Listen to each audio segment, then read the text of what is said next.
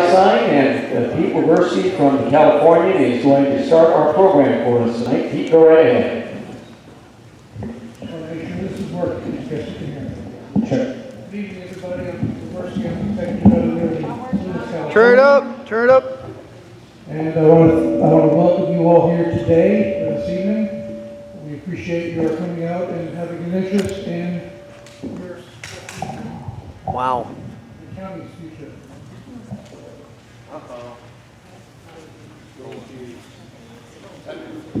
There we go. I think we're back.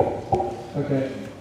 Again, I appreciate your interest in your future, the county's future. That's why we're having these forums. This is the second of two. And first of all, I'd like to thank California State University, Monterey Bay for the use of this wonderful facility, which is now known as California State Monterey, the California State University Monterey Bay at Salinas City Center.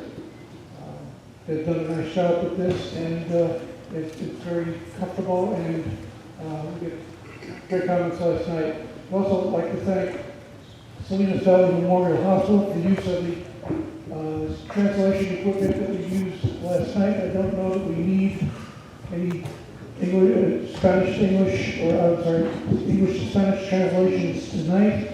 If you do, let us know.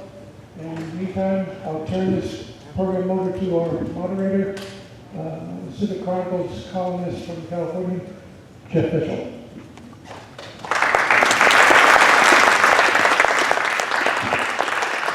Good evening, everyone, and again, as Pete was saying, welcome to CSUMB at Salinas City Center. We are indeed fortunate to have partners such as CSUMB helping us with this. Just like last night, we had a great turnout, and I think we had a good forum on District 1. As you know, this is going to be all about District 4, and so just some of the housekeeping things right off the top. First of all, we do have a translator, and she's in place, so if anyone needs one of those things for your ear, feel free to mosey over to the corner. Her name is Elizabeth Gregorio, and Elizabeth, can you stand up, please? There we go. And I'm going to take a quick second to have my colleague Susanna say what I just said in Spanish. Buenas tardes a todos y bienvenidos al foro. Si alguien solamente habla español y necesita traducción, detrás de mí se encuentra listo el Gregorio y ya va a estar interpretando el foro en español. Así de que si necesitan pueden tomar unos audífonos. Great, thank you. It's now my great honor to introduce a representative of the university. His name is Andre Lewis, and he's the Associate Vice President for University Affairs. Can we give a big hand for Mr. Lewis?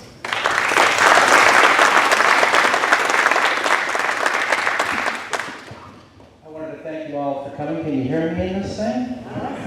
Okay. As our president said last night, you know, this is really kind of our first foray into the Salinas Valley, so we're really happy to be here for you guys to start thinking of us as your kind of four-year local university. God, this looks like a forum meeting as I look out at the crowd here, you know? I mean, but there's one thing I want you all to know about, and that's on June 8th, we're going to have what's called the President's Speaker Series. Normally we have that at the university. And this June, it's going to be on local regional transportation issues, and it's in the Monterey Bay area, so it's going to include all three counties. We're going to have a representative from Portland, Oregon, where they've done some really great groundbreaking things on transportation issues there. Someone from the Berkeley Institute of Transportation, and another consultant from Alta Planning in Berkeley. So they're all going to come and kind of share what they've done in other places. This is a region where I think transportation issues are one of the chief problems that are kind of coming down the pike. So I hope you can all be here. It's also going to be the grand opening kind of for the public on June 8th, and that'll start at about 2:30. All right. So thank you. Good luck. And I just love the civic pride this area really shows. It's something else. I mean, I'm from LA, and you know, it's a small town up here. It's what I consider it. But let me tell you. You know, you really care about your local politics, and that's something that really warms the heart of myself and the university. All right?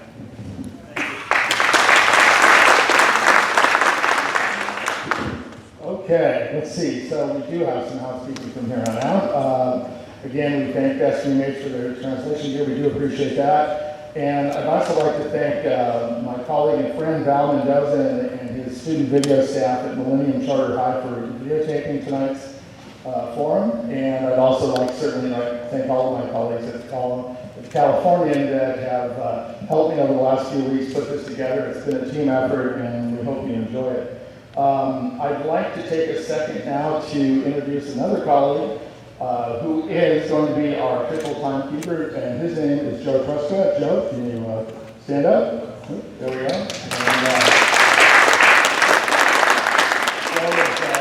And Joe's showing off the panels, which our politicians and forum participants will pay attention to. I got to tell you, when you see the yellow, guys, you got 15 seconds, and I'm not going to be shy about shutting you down. So observe Joe and look for that yellow, and then start counting. But because we do want to get all this done, we have a lot of questions for us. At this point, I'd like to introduce our question team, and starting with the captain, and on my right, my colleague Amy Wu. Can we give her a hand? Next to her is Sarah Rubin from Monterey County Weekly. Next to her is Melissa Hernandez from Univision. Can we give her a hand? And the editor of El Sol, right in my own office, Susanna Vasquez, sorry. And can we give her a big hand? Okay, so with that, I think I've covered most everything I need to talk to you about for the minute. So we know about Joe, so we're going to have the candidates. Let me introduce the candidates. The incumbent for District 4 is Supervisor Jane Parker, and she'll be coming up. And the challengers facing her is Mr. Alex Miller and former Mayor of Salinas, Dennis Donohue. So with that, can we have our candidates go to the stage?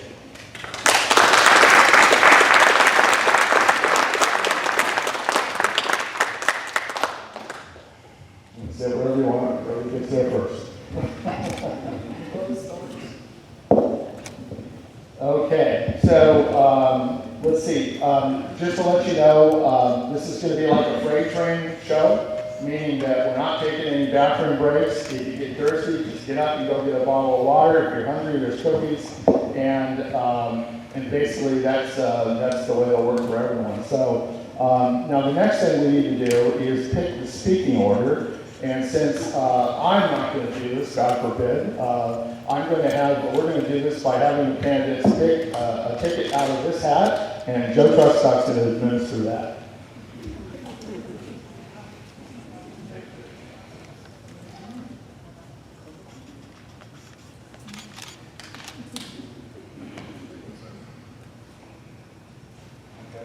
And let's find out what you got.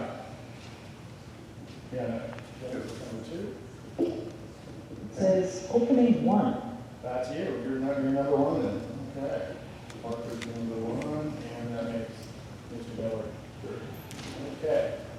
Okay, so we've done that, and now what we're going to proceed to is the closing statement, which will be at the end of the evening, and it's a 1-minute closing statement. So if you could go ahead and pick another ticket.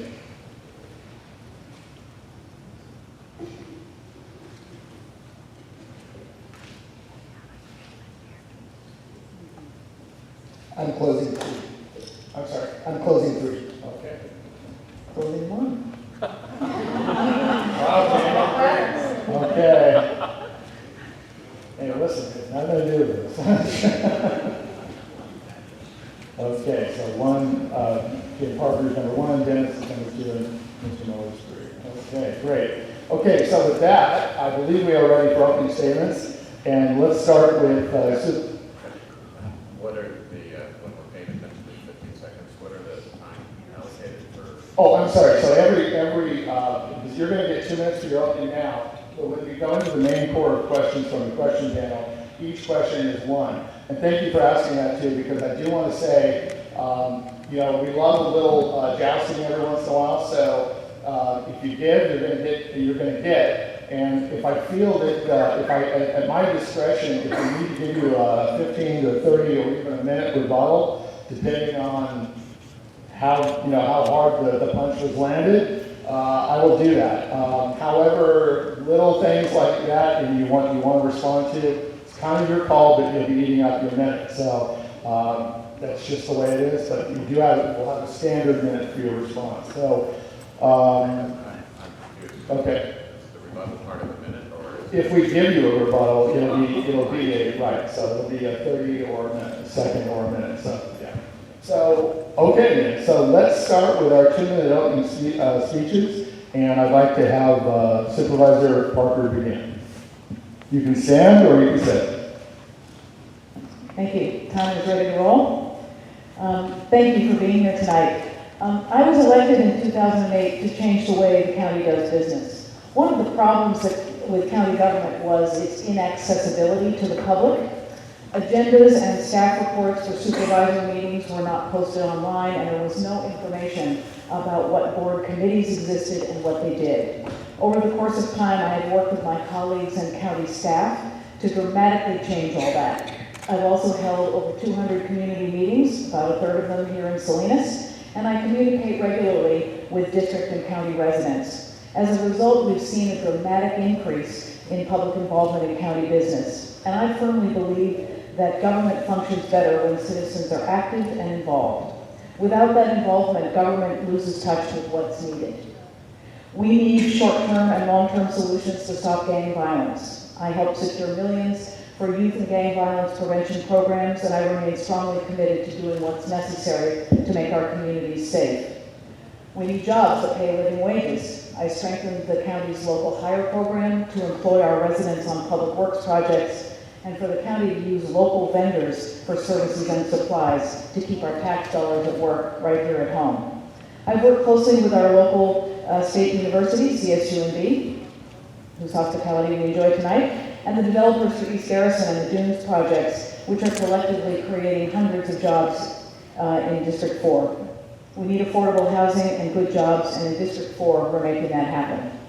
I'm outspoken in my support for protecting our natural beauty, our water, our wildlife, for our quality of life, for our thriving agricultural industry, and for the visitors who support our economy. Tourism is a $2.3 billion industry, and they aren't coming here to see subdivisions and strip malls. My position on this has earned me some powerful enemies who want to come to Monterey County and make a quick buck to the detriment of our community. I'll do what I can to stop them. Okay. All right. So next up is former citizen Mayor Dennis Donohue. Dennis? Yes, this is an important election, and it's an election about fulfilling a promise, and a promise that's currently being broken by the current occupant of the office. In the 1990s, a promise was made to the county and to the region that the economic impact of border closing would be replaced. And to date, that promise is not being realized, and it is off track. And I believe the most important thing we can do is help realize that promise, replace those lost jobs, and I will look forward to talking about a plan to create 10,000 jobs in the coming years. The second thing is that District 4 focus needs to be restored to focusing on the cities in the district. 4 out of the 5 mayors in the district have endorsed me and to send a strong signal that they need a different partner to move the District 4, as has former occupant of this office, Edith Johnson. District leadership is off track, and the focus needs to be on District 4. I have the experience and the record. When we started out in Salinas, we looked to expand our retail tax base, brought in new retailers. To get downtown moving again, all you have to do is look across the street to see that downtown is making progress. And lastly, we set out as an objective to create a more entrepreneurial community so we could help expand our tax base and create jobs. And today, as we sit here, There are now 14 startups in the Western Growers Innovation Center in Steinbeck. So I have a record of working with councils and the community on stated objectives and concrete results. Okay, great. Mr. Miller, you're up next. Yes, hi, good evening. I'm sure many people, this is the first time you've heard me speak, but my name is Alex Miller, and I am a very concerned Seaside resident. Shortly, about 4 years ago, I was coaching a youth soccer team in Seaside, which is 5 blocks from my house, and during practice on a Thursday at 4 o'clock, gunfire shot out down the street. It put a fire under my belly and said I had to do something to my community to stop the gang violence here in Monterey County. It is not acceptable to be number 1 in youth gang violence in the county, and the supervisors must step up and take accountability and leadership and focus on the real issues that are plaguing Monterey County and the issues surrounding. I know Fort Ord. I went to school at CSU Monterey Bay. I'm an alma mater at CSUM. That's my alma mater. I got the most beautiful experiences at CSUMB. And if we're going to develop Fort Ord and we're going to develop District 4, we must keep CSUMB on track. We must make a new way of increasing the student population at CSUMB and getting innovators out of the school that make sense and will create jobs right here in the Monterey Peninsula. My alma mater is famous for science, and we need to encourage that within our oceans and here in the Monterey Bay and provide jobs. I've been following the Salinas, California for a long time, and I appreciate many of Mr. Mitchell's articles. But last week, Mr. Mitchell wrote an article that the Supes campaign has been sleepy, and that is absolutely not the case. My campaign has been full of energy, full of new, great ideas that can promote healthy living here in the Monterey Bay. I'm young, I have good ideas, and I am creative. The current supervisors lack creativity. They refuse to think outside the box. They refuse to think about homeless issues and the issues surrounding Monterey Peninsula and how we can improve them. We must get back on track, focus on the issues, and bring safety back to the Monterey Peninsula. Okay, thank you.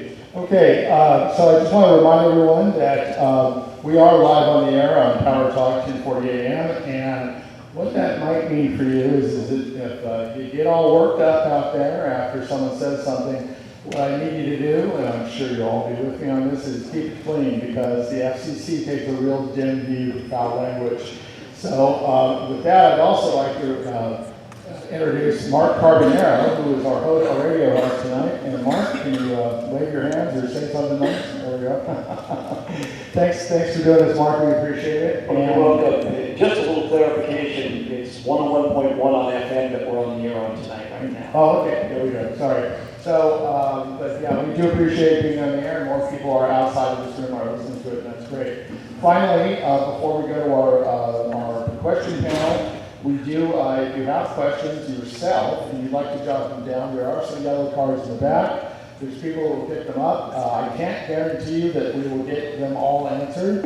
And the ones that we don't, we will keep and we will take to our newsroom, and our political writers will consider them for future stories. We do have a professional reporting panel here, and obviously they have a ton of good questions that I think you're going to appreciate, but we'll do our best. So with that, I think we're ready to go to our panel, so we're going to go to our captain, Amy Wu. Amy, what's your first question? And this is a 1-minute response. My first question is, what are your plans specifically to generate jobs in the district and to ignite the economy? Okay, we're going to go with our opening order. So, Jane, you're up.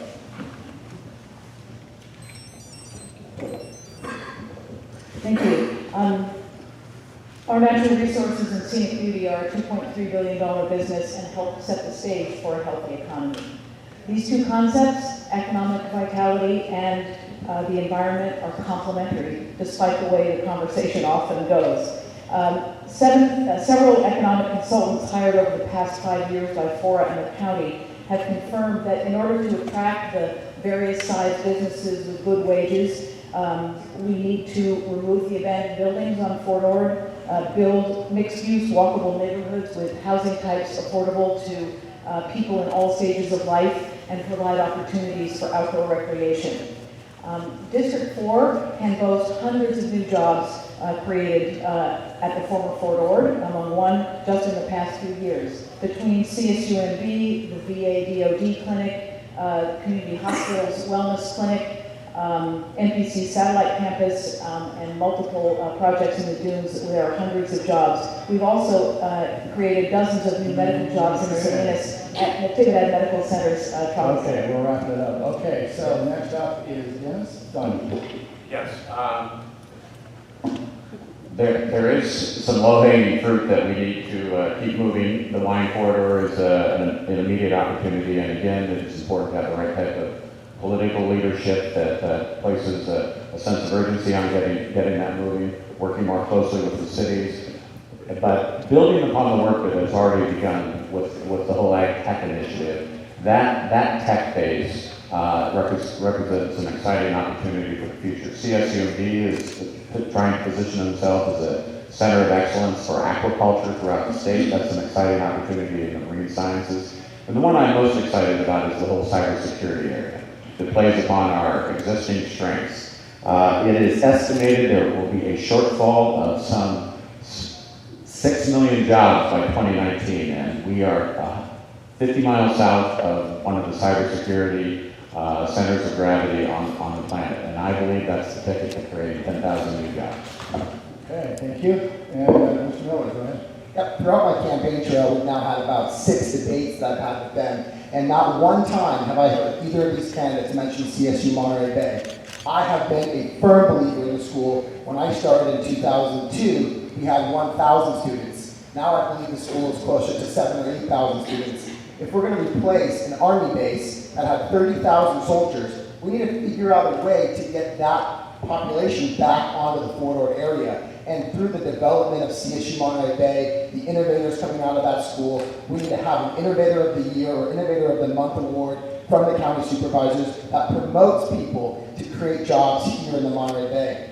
As I go business to business around District 4 in Marina and in Seaside, I constantly hear the problems that the businesses are facing. They're being charged 80 times more for water in the agriculture industry. They're not getting adequate support from the supervisors. They're not getting the services that they need. So if we're going to promote healthy and business initiatives here in Monterey, we need to support the businesses and provide them with the services so that they can thrive. Thank you. All right. So let's go to Sarah Rubin from Monterey County Weekly.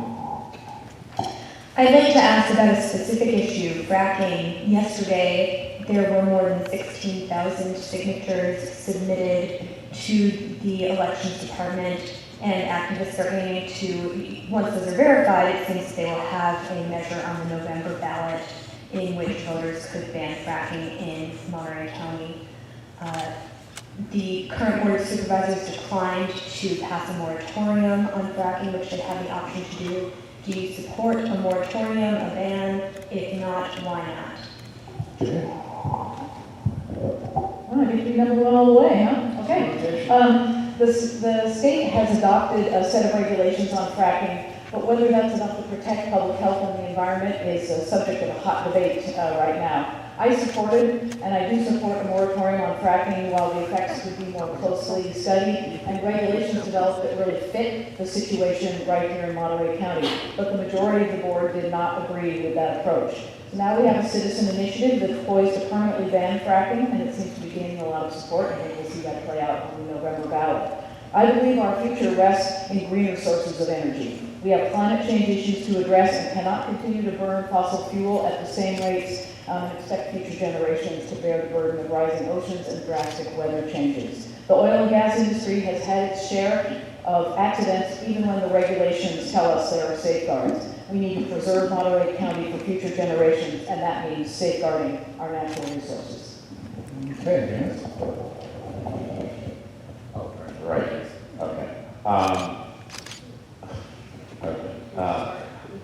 I share the concerns everybody has with fracking, but I believe that SB 4 passed by the California Senate is the right way to go. That the state has done a terrific job protecting our environment, and I think that's the right jurisdiction to deal with the issue. And I would note that the Colorado Supreme Court just kicked out local ordinances in favor of the state ordinance. So that tells me that in all likelihood that's the direction we're heading. And I think what's important about District 4 is that we stay focused on the issues in District 4, how we create 10,000 jobs, and that fracking simply is not occurring. And I would rather see that energy focused around, we've got a 40% poverty level, we need to create jobs, and we need to expand our tax base in order to provide the social services this county needs. Okay, thank you. Now we're going to go to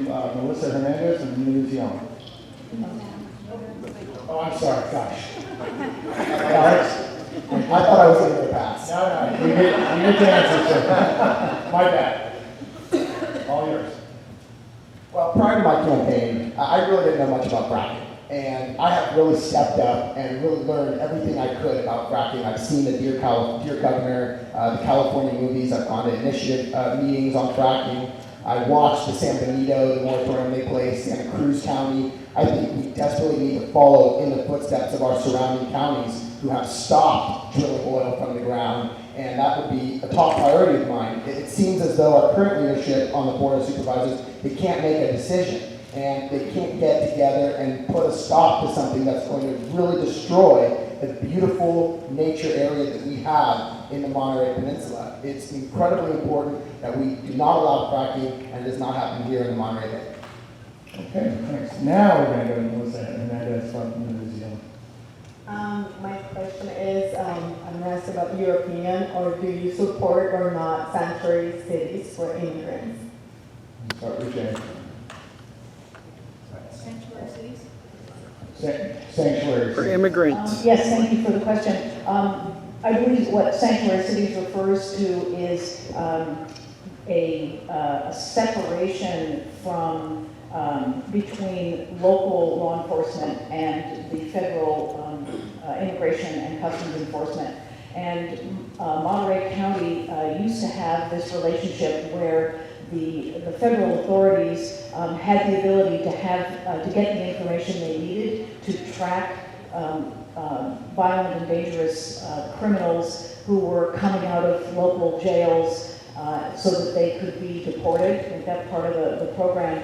I've been concerned lately that our current sheriff is working really more closely than is really necessary for public safety, and is creating a situation where there's so much fear of general law enforcement that we're not going to get the kind of cooperation in the community from residents to help us solve the crimes that are going on in the community. Okay, thanks. The answer to your question is no, I don't, for a couple of reasons. You know, this is a city and a county without the resources we need, and we need to work very, very closely with other agencies at the state and the federal level, and anything that jeopardizes the possibility of accessing those resources, I think would be a mistake.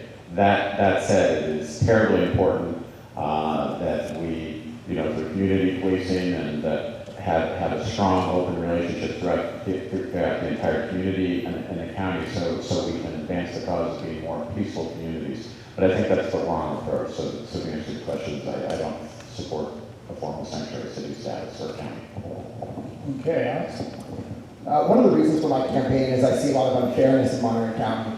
I see a lot of unfairness with the police, with the sheriff, with the district attorney, and with the jails. And we see now with our sheriff has an ICE immigration officer that's at the jails who they're deported people who might be minor offenders. And that kind of behavior to me is just appalling, that we treat people with such disrespect here in the county and not giving them the rights that they deserve. I do not agree, I do not support the question, and I think that it's really important that we work together and we have models that involve community-oriented policing and police that are going to make our communities safer, not just throw people in jail, because when you throw them in jail, all of a sudden you need a new jail. Okay, fair enough. And now we're going to go to Susanna Vasquez, the editor of El Sol. What is your stance on water, and what water-specific projects in the district do you support, and why or why not? Are you pleased with the progress on the diesel plant and the Interlake Tunnel project? That would be Jane. Water, yes. So there are many opportunities, and water is a very important issue. You know, we've just had 4 years of drought. We've had a little bit of rain this year, but not enough to really make any difference in our lakes. I think we need to look at regional cooperation to help solve the problem. So, for instance, we recently have had a lot of conversation and cooperation on Pure Water Monterey, including the county. In addition, I think as we move forward, looking at a groundwater sustainability agency, we need an independent voice such as mine to make sure that the process that we use to set up that agency and develop the sustainability plan is a transparent, inclusive, and fair process. Also, I want to point out that it was thanks to my efforts that the test data from the slant well for the Caroline desal project that may have an impact on the Salinas Basin, it's now publicly available to you because of my efforts. Dennis? A couple things on water. Monterey County is blessed that we have multiple projects and we are taking a lot of different looks on how we move forward into the future. On a near-term basis, we've got to provide some framing for projects that are in the pipeline so we can continue to work on expanding our tax base. And there are a number of good initiatives underway. The Pure Water Monterey is a great example of how the right agencies came together and made progress. The desal plant is imperative that happens sooner rather than later, and I certainly support the outreach to the Coastal Commission to how do we accelerate that. I'm in favor of the Interlake tunnel project, and I would say it is far more important to have an informed voice looking at groundwater, helping to protect our $4.8 billion ag industry. Okay. I'm going to interject One more. I'm sorry, go ahead, Alex, and then I have a question for you myself. I really do think that politicians should have to be like NASCAR drivers. They should have to wear logos of people who sponsor them. And if that was the case, my opponents would be covered. And that's because the water issue is not being transparent here in Monterey County. We are being lied to constantly about the water issues for our residents and for our businesses that are not getting the subsidies that big agriculture industries are getting. And I'm okay with, if we're going to subsidize and we're going to give them a big discount, we better be transparent and explain to the people why we're doing so. To Jane Parker to say that she's an independent voice, I think that is appalling because she absolutely has other special interests besides just the people. I propose that we have a subcommittee on the water issue, talk about transparency with the subcommittee so that we can understand the issues and transparency and make the process more transparent. Okay, actually, I'm going to give Jane a 30-second rebuttal on that. Thanks. I guess I would just use the time to say that, in the Salinas Valley Basin, it's absolutely critical that we have an adequate and safe water supply for our quality of life, for our businesses, for our agriculture, and looking at the Interlake Tunnel, excess river flows, conservation are going to be really critical to our future. Okay, all right. Well, I want to ask a question. Often we see that in local government, the executive management, the hired staff, often tends to set the agenda literally and figuratively for the electeds. Certainly true on the municipal level, and it's certainly true here in Monterey County, in my opinion, on the Board of Supervisors level. So I guess my question, and we'll start with Jane, is as a veteran supervisor, and we'll do a variation of this for the challengers, is that are you in the mode of wanting to legislate more and bringing more ideas yourself to the agenda versus having it go through the county administrator's office? There's something called the hegemony of staff, and I think that a lot of folks that watch local government are very fatigued by that hegemony. So Jane, I know that's a lot, but if you could take that on. Thank you. You know, we do count on our staff to bring issues forward and to digest them and make recommendations. Having said that, though, I believe Monterey County may be one of the only counties in the state of California that does not allow supervisors to put agenda items on the agenda. So it's very difficult. If you bring an issue forward to me, the only thing that I can do is make a referral to ask the county staff to look into it. So you elect us to be your representatives, and the way that the bureaucracy and the administration works here in Monterey County, it makes it very challenging for us to directly address and do our own analysis and raise issues. So I appreciate the question, and I would love to work with any and all of you to really bring about a change in this area. Okay, Dennis? One of the things when I first took office, I felt that there was a tendency for 200 Lincoln Avenue to think it was the city. It's the municipal corporation of the city. You're in the city. Likewise, 168 West Alisal is not the county. The entire county, the 5 districts of the county, you all are in the county, we're part of the county. So I think it is important to lead and to bring an agenda. It is important to work with staff. The county is a big entity with a $1.2 billion budget, but I would propose leading and shifting the culture to an over preoccupation with land use, to economic development, to expand our tax base, and to really focus more strategically on the core businesses of social services and public health, which frankly are in need of great resources and I think focused strategic leadership. Okay, Alex? Yes, this county is plagued with lack of leadership, and for the last 8 years, we've had leadership that hasn't directed us in the direction that is best for Monterey County.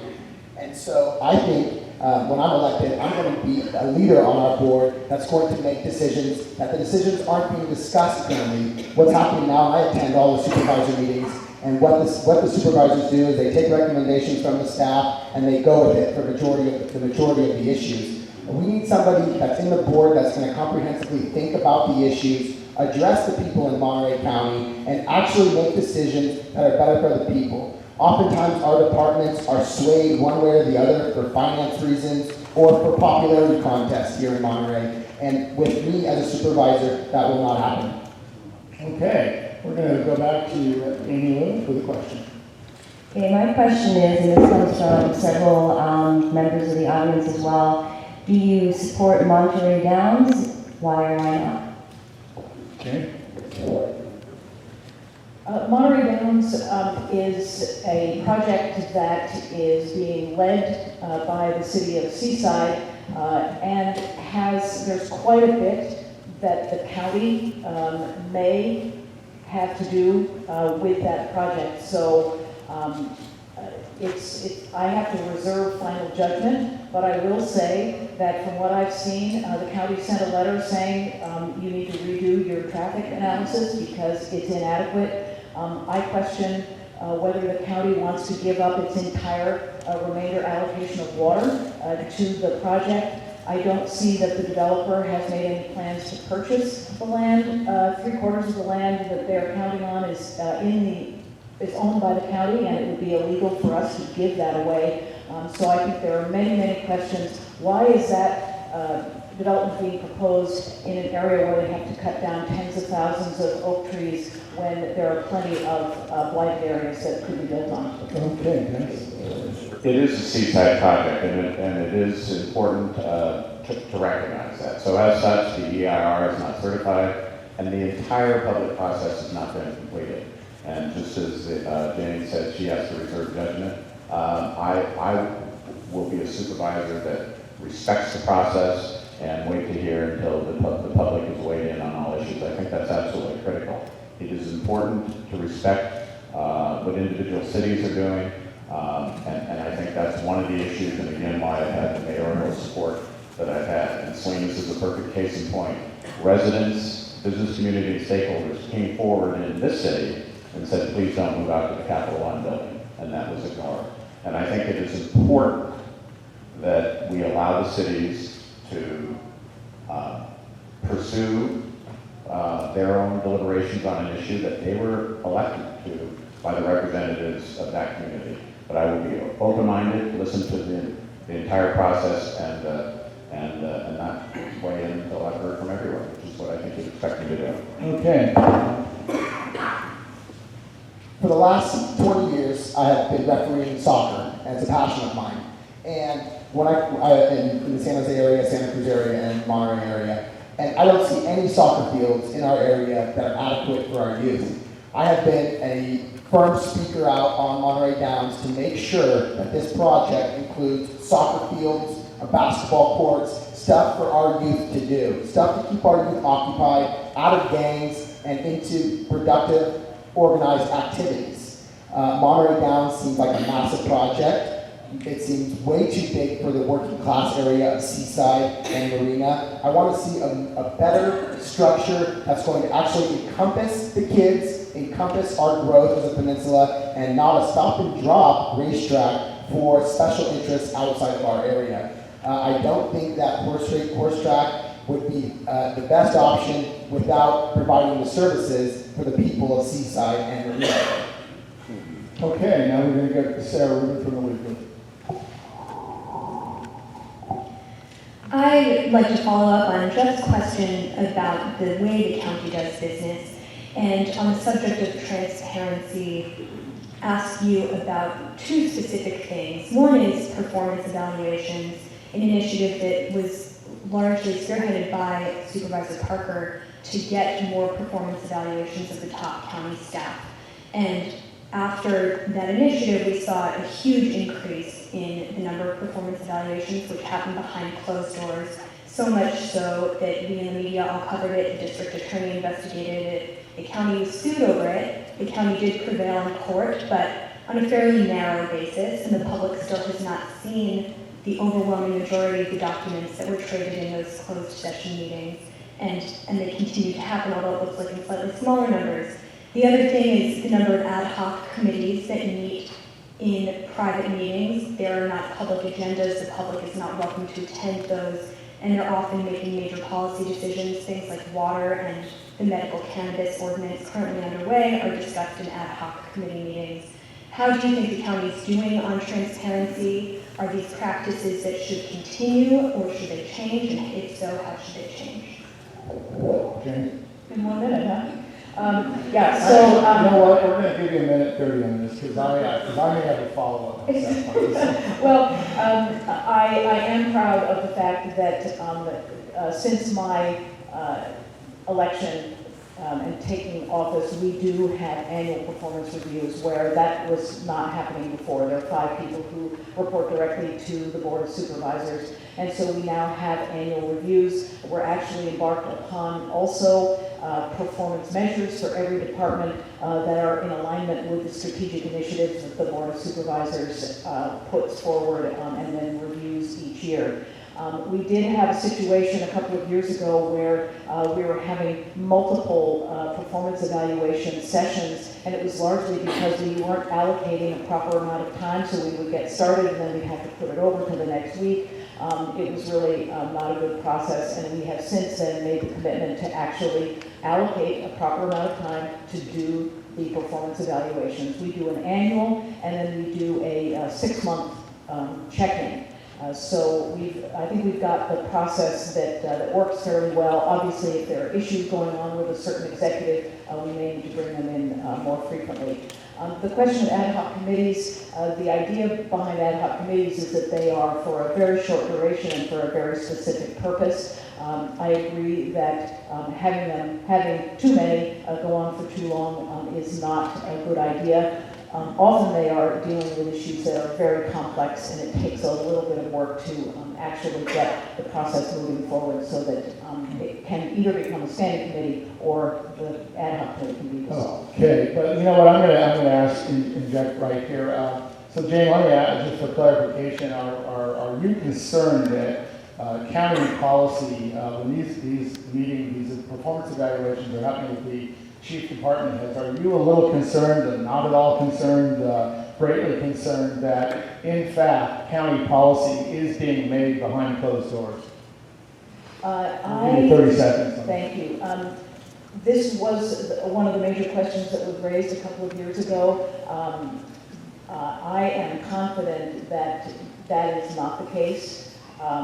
We may have skated a little close to the line at some point, but the DA took a look, didn't feel that we had made any violations, and of course there's nothing like a little scrutiny to have us really make sure that we're following the process properly. So I'm quite confident now that we are asking the executives to follow up on policy, but those are policies that have already been set forth in public session.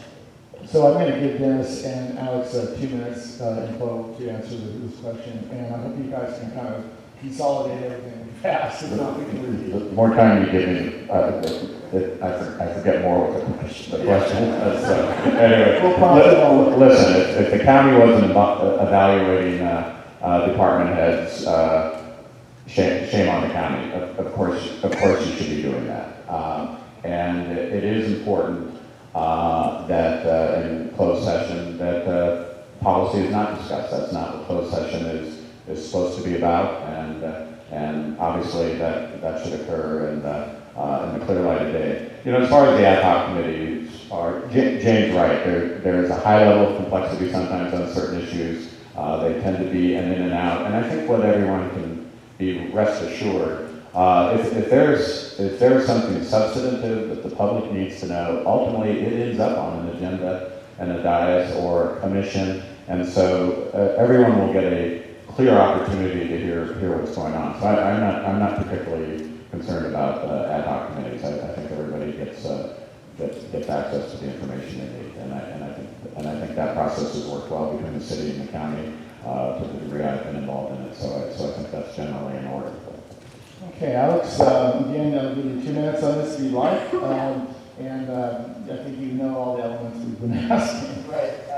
Well, if the performance reviews came back and they were spectacular, we'd see our supervisors throwing them in our face and showing how well the job they're doing. So the fact that they're keeping our performance reviews behind closed doors is a reason, probably because they're not very good. And the performance that we have throughout our departments in Monterey County is actually really struggling. When I attend the supervisor meetings, I watch investigators from the public defender's office come up to the supervisors who are being paid 75 cents for every district attorney investigator.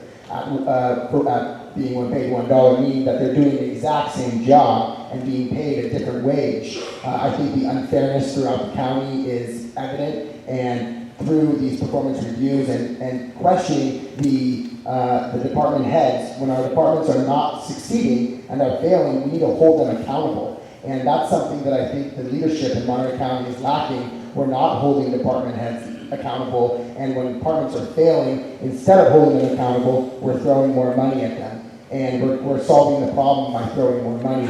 And that, I don't think, is a solution. I think we need to sit down with our department heads and get a comprehensive review and make sure that our workers here in Monterey County, the 5,000 employees, 5,500 employees, are being treated fairly.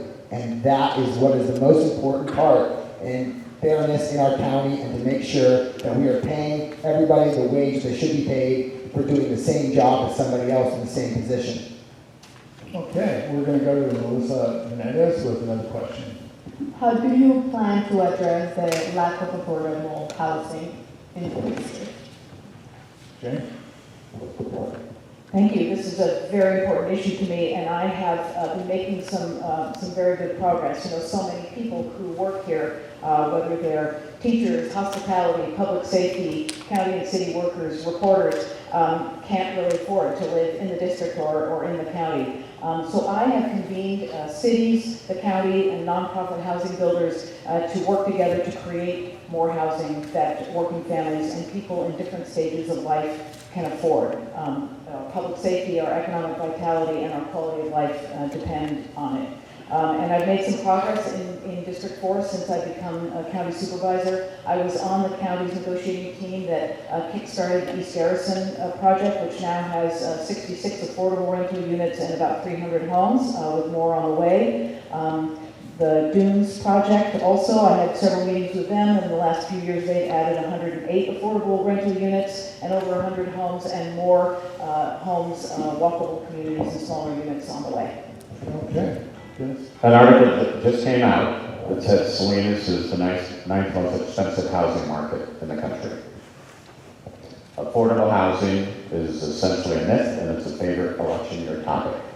When I first became the mayor in 2006, it was a talked about item, and what we did was, getting with the city manager and staff, was make sure we get the future growth area through LAFCO in a timely fashion, because we needed to prepare to succeed in order that we would have housing stock, which includes inclusionary housing, and addresses some of the affordable housing. But I like the housing trust idea that's being floated, particularly if it's connected with the Silicon Valley Housing Trust, that gives us some scale, help with down payments, that type of thing. But we need to be talking about those 10,000 jobs I'm talking about with the cybersecurity industry that are high paying, that we have an opportunity, fulfills the promise, and get jobs that people have salaries they can afford to live in the houses that are here. Okay, Alex. Well, we need to look at other communities and other counties and how they've solved this problem. We see it, it's not just here in Monterey County, it's in a lot of other places. When I was renting apartments for a few years, Santa Clara County has a regulation on how many apartments can be below market rate. It's a requirement within the county. So for example, if you have 1,000 units, a certain amount of the units have to be a lower income. So I think that's a good idea for the county supervisors to explore, that if you have multiple unit complexes and tremendous amount of units here, and especially in the 4th district, an example would be like Sunday, where we have a certain amount of units that are for affordable housing.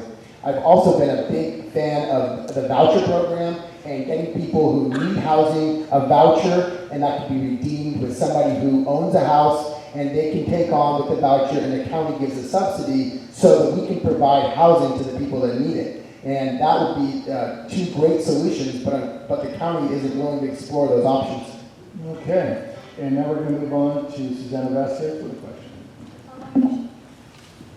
The following question comes from a member of the audience. What is your opinion about having ICE officers in Monterey County Jail, expediting the deportation of inmates? Okay. I think we sort of touched on this. I think that the federal immigration and customs enforcement folks have the tools they need to analyze.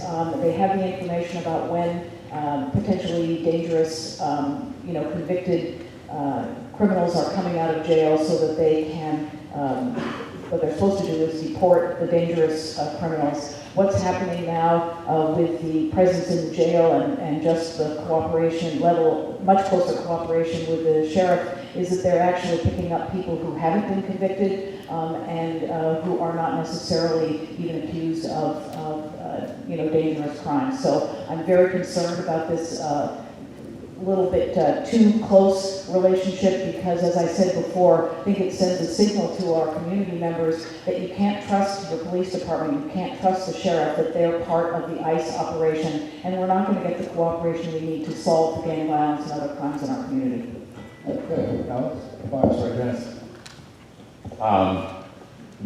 The focus of ICE should be on dangerous and violent criminals who should be deported, and that should be the focus. It is critical that we have the support of the entire community in order that we make the type of progress we want to a community to be safer, and we need community cooperation. So I know the sheriff has worked hard on community outreach to explain what he's trying to do, and as you know, the sheriff is elected by the entire county.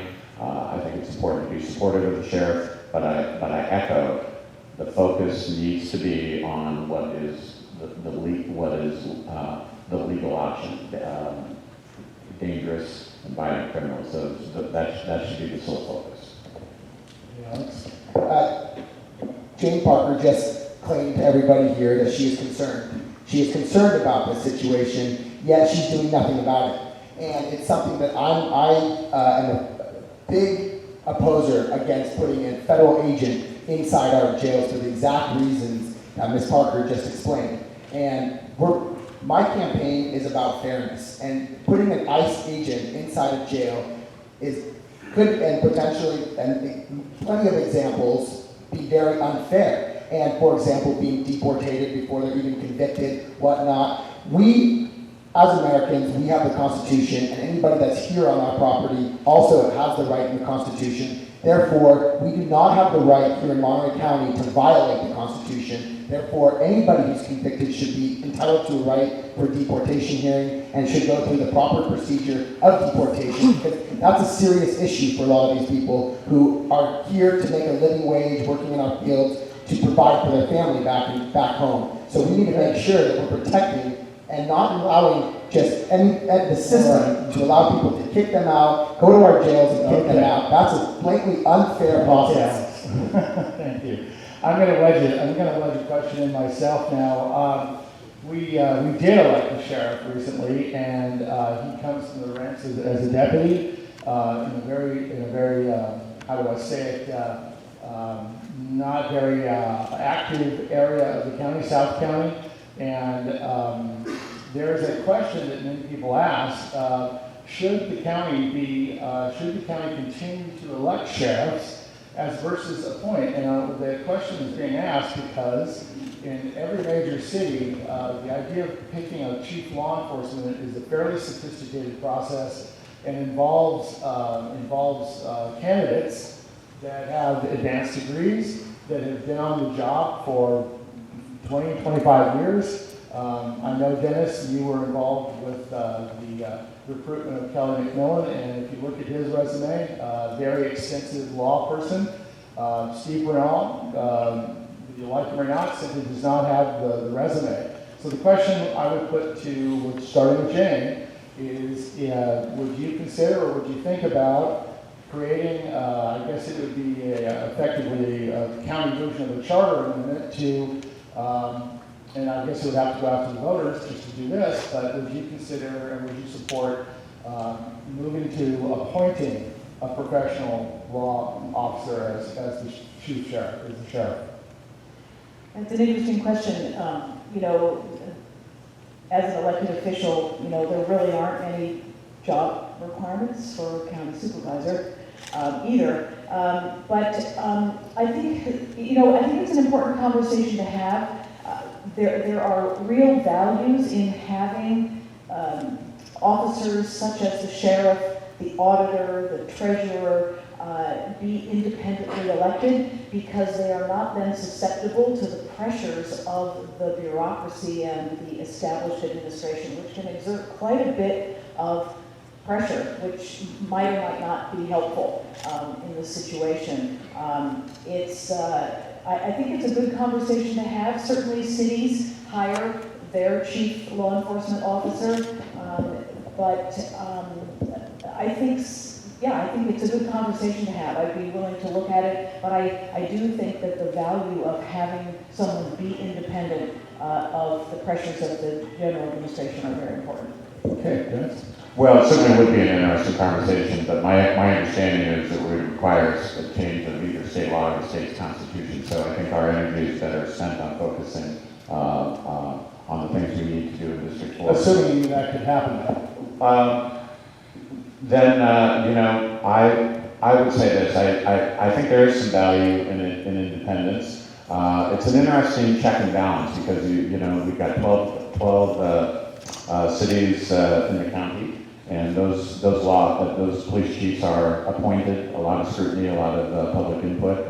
Certainly, the last couple of times we've hired a police chief in Salinas, that was the case, and I presume it would be in those other 12 cities. So you get kind of an interesting check and balance in terms of law enforcement, because I think it is important to hear the will of the people around law enforcement, because as everyone knows, there's a couple different approaches on how you take care of business. But I would be open to both, and I would say this: any tough decision, you look to see where a consensus is building, but it wouldn't be my focus. All right, Alex?